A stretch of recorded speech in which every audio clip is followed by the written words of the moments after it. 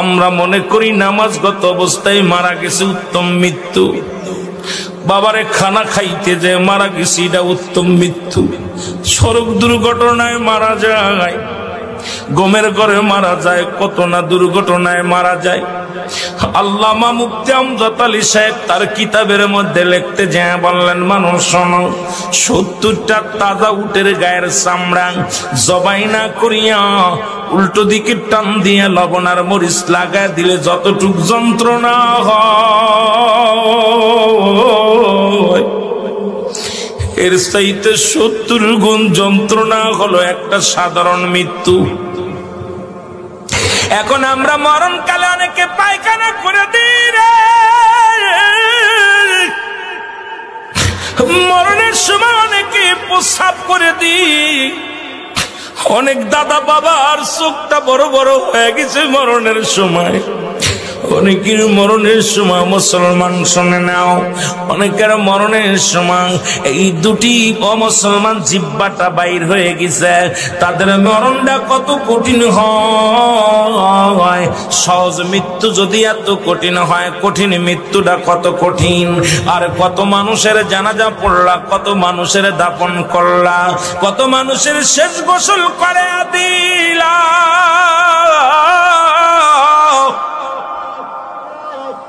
আজকে একবারও চিন্তা করলে না তোমার গোসল কে করাইবে, তোমার কবর কে খুঁড়বে, তোমার জানাজা কে পড়বে রে মুসলমান, তোমার কে তোমার দাফন করবে? আল্লাহ,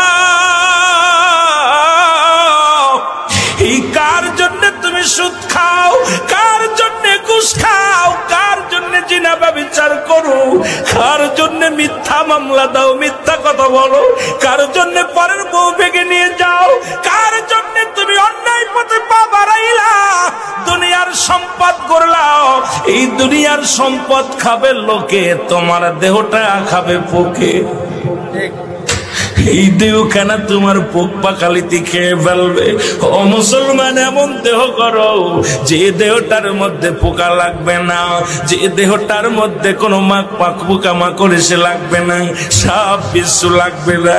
আজকে দুনিয়ার মধ্যে পাপের রাজ্য করলাম, এই সম্পদ ছেলেরা ভাগাভাগি করে নিবে, মেয়েরা ভাগাভাগি করে নিবে, ভাই ভাগাভাগি করে নিবে, কিন্তু তোমার পাপের ভাগটা কেউ নিবে না রে মুসলমান। আজকে কেন এত পাপ রাজ্যে তোমরা পা দাও? কেন তোমরা নামাজ পড়ো না? কেন রোজা রাখো না? কেন তোমরা শরীয়তের বিধান মানো না?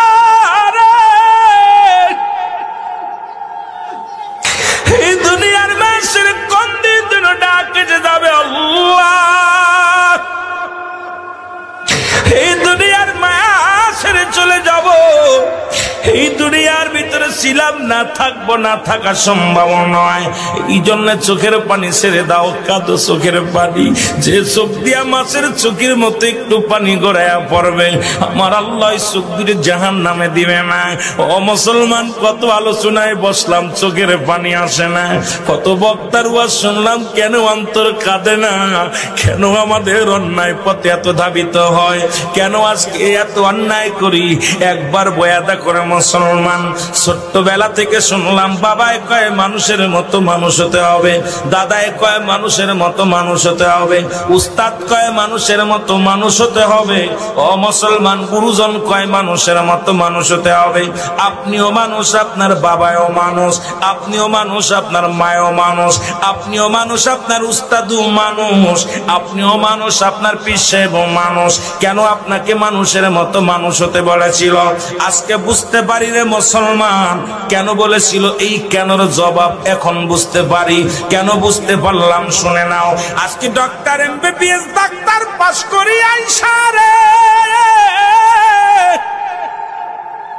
টাকার জন্য যাদের অপারেশন থিয়েটারে যাই না, আজকে ডাক্তারি পিএইচডি করিয়া বড় বড় ডিগ্রি নিয়ে ডাক্তার হইয়া টাকার জন্য যাদের হাতে রোগী মারা যায়, এই ডাক্তারগুলো মানুষ না অমানুষ? জোরে বলেন, মানুষ কি অমানুষ? আওয়াজ জোরে হয় নাই, মানুষ কি অমানুষ?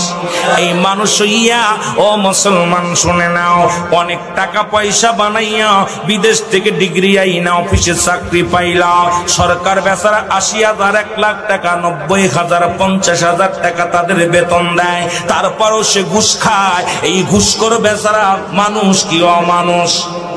জোরে বলেন, মানুষ কি অমানুষ? আইরে আমাদের দেশ নাই, আজকে পিয়নের হয় ৪-৫টা বাড়ি। আমার দেশে অনেক পিয়ন আছে রে মুসলমান, এই পিয়নের 10টা বাড়ি, তার বেতন হলো ৭,৫০০ টাকা। কেমনে সে ভিআইপি গাড়িতে চড়ে, কেমনে বাজানদের এই দুনিয়ার মধ্যে ৫তলা বাড়ির মালিক হয়, 10তলা বাড়ির মালিক হয়? এরা আসলে মানুষ নয়, এরা হলো অমানুষ।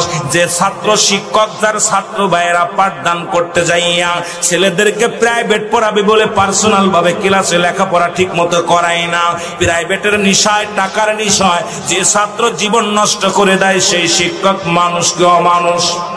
যারা বলে মানুষ কি অমানুষ? আওয়াজ নাই, আপনাদের মুখের জবান বন্ধ থাকলে আলোচনা হবে না। এ মুসলমান শুনে নাও, এই দুনিয়ার মধ্যে যে ছেলে লেখাপড়া শিখে গাঁজা গুলি খায়, একে মানুষ কি অমানুষ? যারা মাদক সেবন করে, এরা মানুষ কি অমানুষ? মুসলমান আজকে দেশের সম্পদ যারা গাড়ি আগুন দেয়, যারা বোমা মারে, মানুষকে হত্যা করে, এরা মানুষ কি অমানুষ? এর মুসলমান কোন মানুষ কোনদিন মানুষকে মারতে পারে না। এই মানুষকে পুড়ায়া দেয়, মানুষকে জ্বালায়া দেয়। আপনারা আবার কইলে আবার